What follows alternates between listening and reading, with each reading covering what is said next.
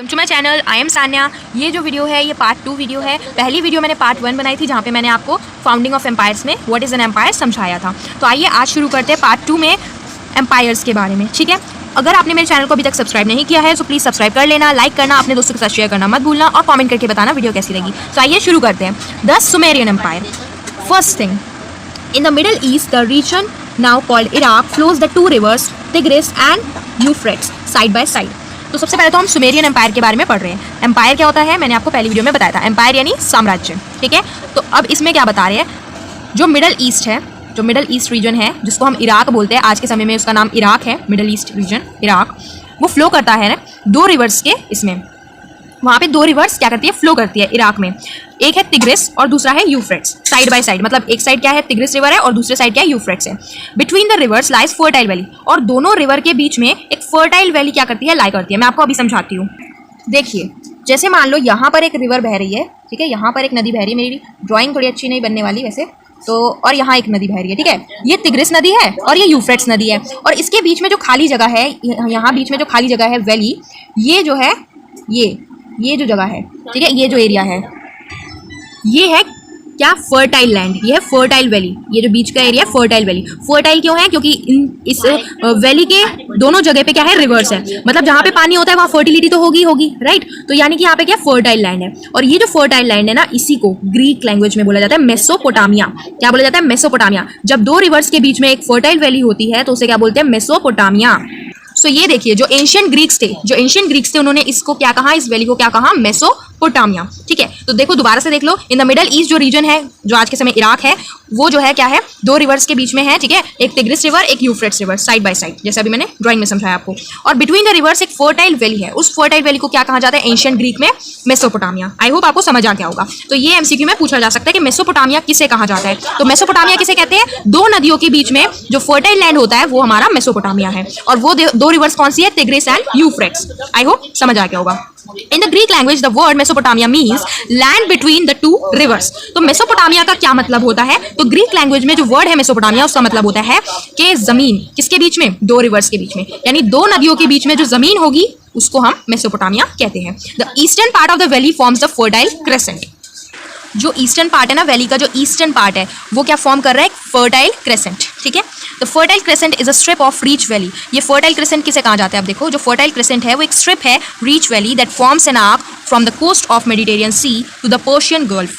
Many of the ideas of the Western civilization developed in this region. Not only was that, many of the plants and animals first domesticated here. Fertile crescent basically क्या है, एक strip है, एक पतली सी एक strip है rich valley की। Valley क्या होता है, मतलब यहाँ पे बहुत ज़्यादा अमाउंट में पेड़ पौधे उगते हैं। ठीक है, पूरा एकदम भरा हुआ, एकदम विशाल सा भरा हुआ पूरा ग्रीनरी होता है, तो वो वैली है। तो रीच वैली है। फर्टाइल क्रेसेंट एक स्ट्रिप है बोले तो, एक रीच वैली का, ठीक है, जो कि एक आर्क फॉर्म करता है कोस्ट ऑफ मेडिटेरियन सी से लेके पर्शियन गल्फ तक। और यहाँ पे ना बहुत सारे वेस्टर्न सिविलाइजेशंस के आइडियाज़ यहीं पे डेवलप्ड हुए थे। और ऐसा भी कहा गया है कि मेनी ऑफ द प्लांट्स और एनिमल्स को यहाँ पे ही पहले डोमेस्टिकेट किया गया था। सबसे पहले जो प्लांट्स और एनिमल्स थे उनको यहीं पे डोमेस्टिकेट यानी कि पाला गया था। ठीक है, In spite of their great civilization, the Sumerians were not very strong politically. देखो, ग्रेट सिविलाइजेशन तो सुमेरियन एम्पायर का रहा, लेकिन वो स्ट्रॉन्ग पॉलिटिकली नहीं थे। मतलब अगर हम इनका देखें, इनका सिविलाइजेशन तो बहुत अच्छा था सुमेरियंस का, लेकिन ये जो क्या था, राजनीतिक तरीके से अगर देखें तो ये इतने स्ट्रॉन्ग नहीं थे। The Sumerian government began to weaken by 2500 BCE. ये जो सुमेरियन गवर्नमेंट थी यहाँ की, ये जो है वीक होने लग गई कब से, 2500 BCE से। The decline was so rapid that within 400 years other regions become more powerful and overpowered the Sumerians. और ये डिक्लाइन इतनी जल्दी हुआ ना कि मतलब 400 साल भी नहीं हुए, विदिन 400 साल के अंदर दूसरे जो एरियाज थे वो इतने पावरफुल हो गए और उन्होंने सुमेरियंस को क्या कर लिया, ओवरपावर्ड, यानी कि सुमेरियंस का नामो निशान खत्म करके वो जो है उस पर बैठ गए उनके यहाँ पे। ठीक है, तो यहाँ पे पतन हो जाता है सुमेरियन एम्पायर्स का। अच्छा, आप ये जो चैप्टर देखोगे ना, इस चैप्टर में आप हर एक एम्पायर के बारे में पढ़ोगे। एम्पायर क्या करेगा, ग्रो करेगा, लेकिन हर एक एम्पायर का क्या होगा, फॉल भी होगा उसी तरीके से। ठीक है, जितने भी एम्पायर्स आप देखोगे ग्रो कर रहे हैं बहुत ज़्यादा तेजी से, बहुत पावरफुल है, कितने भी पावरफुल क्यों ना हो, लेकिन आगे जाके आप देखोगे उनका क्या होता है, डाउनफॉल हो जाता है। ठीक है, कोई भी चीज़ें ना कभी टिकती नहीं है लंबे समय तक। मतलब जैसे हम इंसान ही हैं, पैदा हुए हैं तो एक दिन हमें भी मरना ही है ना। तो वैसे ही जितनी भी चीज़ें हैं ना इस दुनिया में, तो आई है तो उनको जाना भी पड़ेगा। तो ये एक सच्चाई है, तो ये आप देखें। सो यहाँ पे हमारा सुमेरियन एम्पायर कंप्लीट हुआ, जहाँ पे हमने देखा कि सुमेरियन एम्पायर यहाँ पे मेसोपोटामिया था, ठीक है, फिर यहाँ का सिविलाइजेशन देखा हमने, ठीक है, ज़्यादा कुछ इसमें नहीं है, ठीक है, और फिर हमने वीगन वाला पार्ट देख लिया कि इसका डाउनफॉल कब हुआ। अब हम नेक्स्ट टॉपिक देखते हैं Amorite empire, the Amorite empire, second empire. In the ancient Middle East cities and centers of civilization were conquered by the desert nomads called the Amorites. Ancient Middle East cities जो थी वहाँ पे centre of civilisation किसने कंकर किया था? Desert nomads ने। अब सबसे पहली बात तो आते हैं नोमैड्स कौन होते हैं? नोमैड्स यानी चरवाहे, यानी जिनका एक ठिकाना नहीं होता, कोई एक घर नहीं होता। वो क्या करते हैं? एक जगह से दूसरी जगह घूमते रहते हैं, ठीक है, एक जगह से दूसरी जगह जाते रहते हैं। वो किसी एक जगह पे नहीं टिकते कभी भी, ठीक है, वो हमेशा इधर से उधर जाते रहते हैं। चरवाहे, उनके साथ उनके एनिमल्स भी होते हैं, ठीक है, उनका पूरा परिवार जो है एक साथ मिलकर क्या करता है? अपने एनिमल्स के साथ इधर से उधर जाता रहता है, कभी भी अपना उनका कोई एक ठिकाना नहीं होता।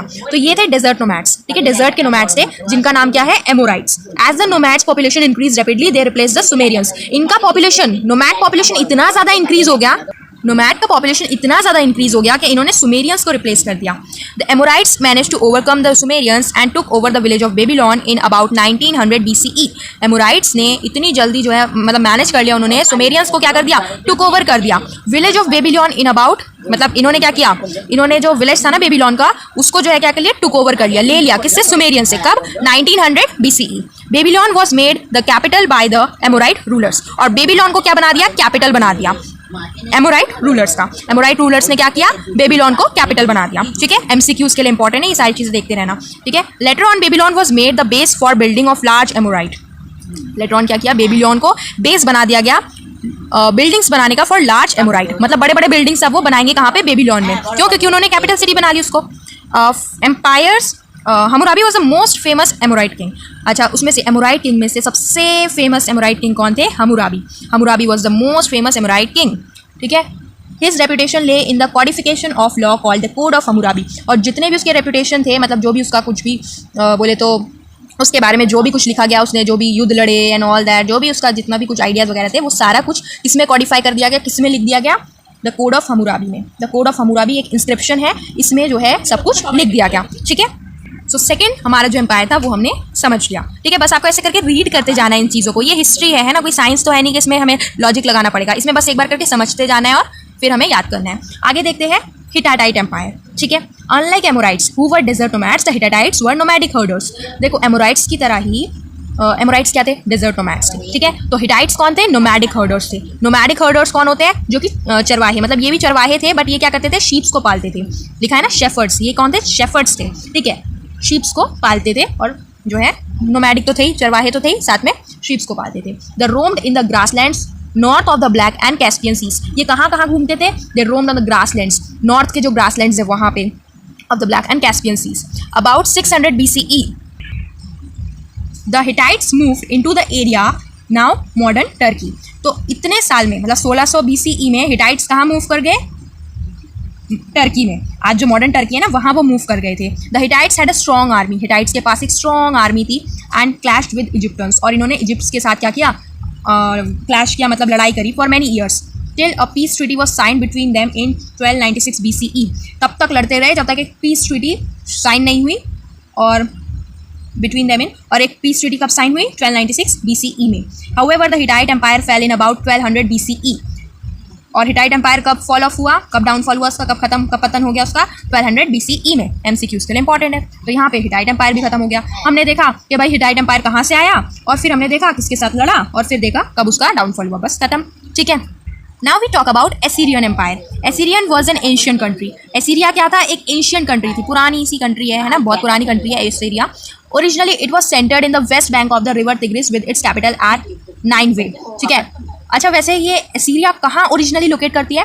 ये ओरिजिनली लोकेट करती है सेंटर में, waste bank of river tigris. जो रिवर टिग्रिस का जो वेस्ट बैंक है ना, वेस्ट साइड का जो एरिया है, बैंक क्या होता है बेसिकली? रिवर के साइड वाला जो एरिया बचता है ना, जमीन, वो। तो रिवर जो टिग्रिस है उसका जो वेस्ट बैंक है, वहाँ पे जो है क्या है? एसीरिया है, और उसका कैपिटल है Nineveh. The Assyrians build their vast empire by warfare. Assyrians ने अपना इतना बड़ा साम्राज्य कैसे खड़ा किया, कैसे बनाया? दैट इज थ्रू वॉरफेयर, यानी लड़ाई कर करके।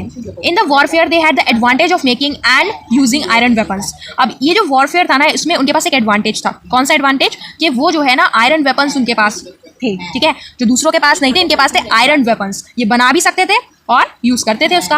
Apart from using iron weapons the Assyrians had a high efficient military organisation. Iron weapons के अलावा एसीरियंस के पास मिलिट्री ऑर्गेनाइजेशन भी था, हाई एफिशिएंट, बहुत ही अच्छा मिलिट्री ऑर्गेनाइजेशन इनके पास था। तो इनके पास दो एडवांटेज थे, एक तो आयरन वेपन्स थे और दूसरा इनके पास मिलिट्री ऑर्गेनाइजेशन बहुत अच्छा था, ठीक है। But all these was not sufficient to preserve their empire from decline. लेकिन जैसा कि मैंने आपको शुरू में ही बताया था कि चाहे आप कितने भी ज़्यादा स्ट्रॉन्ग क्यों ना हो, लेकिन आप अपने एम्पायर को प्रिजर्व नहीं कर सकते उसके डिक्लाइन से, उसके पतन होने से।